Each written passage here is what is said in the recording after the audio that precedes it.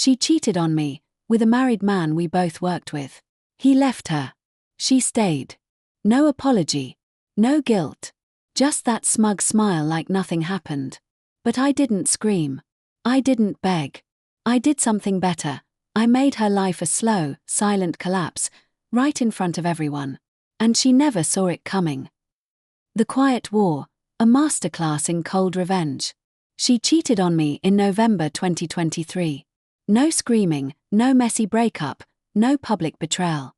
Just the quiet, cold realization that the woman I trusted, who I trained, supported, and loved, was sleeping with a married man in our office. I was 31. She was 28. And the man? 40, 2 kids, a wife, and a resume full of deceit. They thought they were untouchable. That their secret meetings and cryptic chats wouldn't surface.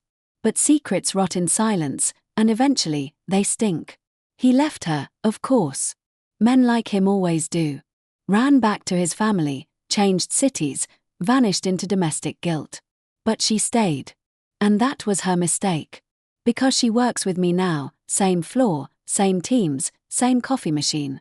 No regret in her eyes. No apology on her lips. As if the betrayal was mine to bury and hers to forget. But I didn't scream. I didn't expose her. I chose something better. I chose revenge. Not loud. Not violent.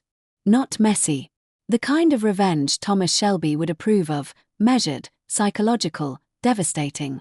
She thrives on reputation. Her sense of self is built on admiration and validation. So I planned to take that from her. First, I studied her.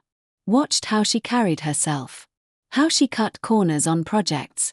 How she leaned on charm to cover incompetence. She was ambitious, but careless. Smart, but lazy. Manipulative, but predictable. I built subtle alliances, never obvious. A compliment here. A coffee run there. Quiet favors for people in HR and admin. The kind of goodwill you can't fake.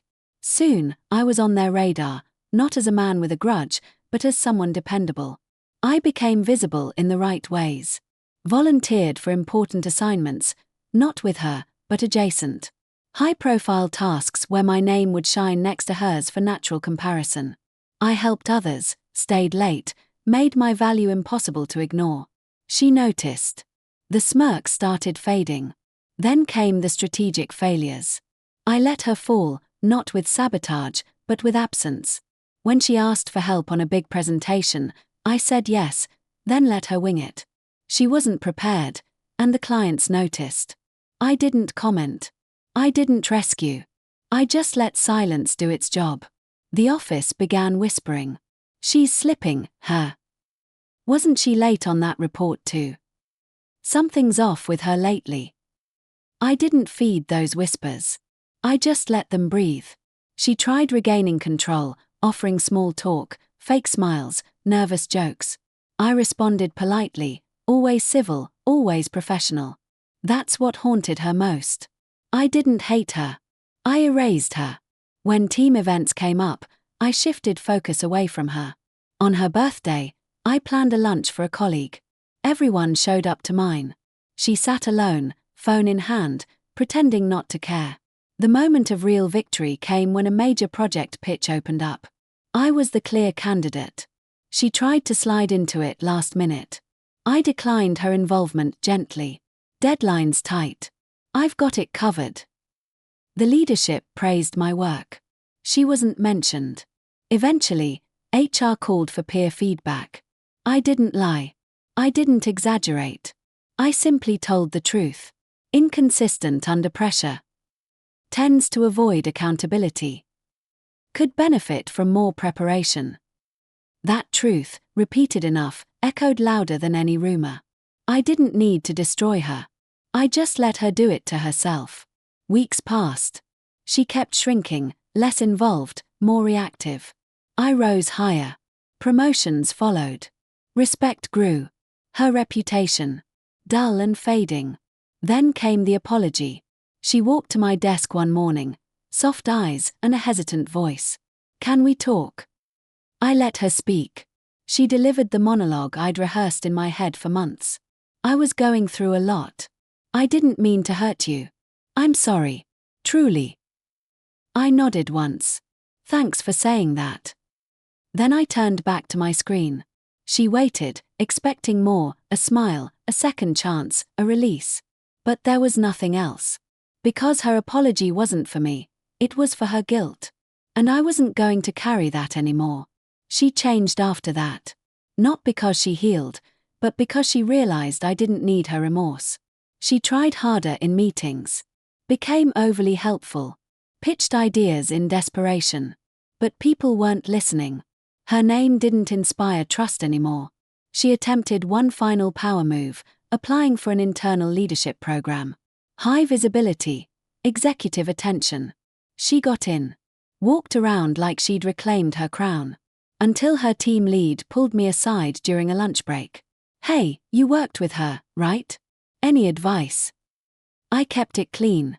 She's eager. Just be sure to assign clear individual responsibilities. She can overdelegate and avoids high-pressure moments. A week later, she was reassigned. Her reputation was sealed. Now she avoids me, not out of hate, but unease. Like standing next to someone who knows the worst parts of you and refuses to speak them aloud. She's not scared of me. She's scared of being forgotten by me. And me. I no longer care. She walks the halls like a ghost, still employed, still present, but no longer seen. No longer praised. No longer powerful. And I walk through those same halls, knowing I never yelled, never broke policy, never laid a finger on her. I simply let her feel the weight of her own actions, professionally, publicly, and permanently. They say karma is real. But sometimes karma just needs a little help, especially from a man who knows how to play the long game. Conclusion. I never raised my voice. I never exposed her. And I never once stepped outside the lines of professionalism. I just let the truth, her truth, do the damage. Now, every time she walks past me in the office, she wears that look. Not anger. Not sadness. But awareness. She knows exactly what she lost, and exactly who took it from her without saying a word. That's the thing about revenge. The best kind isn't loud or violent.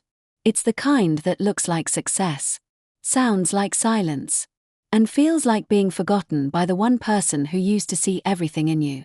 She broke my heart. So I broke her world. Quietly. Completely. Permanently.